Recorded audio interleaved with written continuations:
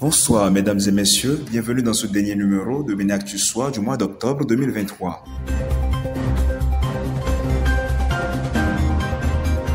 La Haute Autorité de l'Audiovisuel et de la Communication s'est appropriée la dernière version du document relatif aux réformes dans le secteur des médias ce 31 octobre. Sous la présidence de Rémi Prosper Moretti, les cadres à divers niveaux de la 6e mandature de la HAC ont fait des apports visant l'amélioration du présent rapport. C'était le lieu pour eux de s'assurer que leurs suggestions lors de l'atelier tenu à Abomey du 3 au 5 octobre ont été prises en compte. Entre autres points examinés, le document relatif aux réformes dans le secteur des médias prend en compte la professionnalisation des journalistes et la question de la transformation des entreprises de presse en des entreprises économiquement viables. À l'issue de cette séance d'appropriation, qui a connu la participation des représentants des associations des médias, la dernière version du document relatif aux réformes dans le secteur des médias sera présentée au gouvernement de Patrice Talon.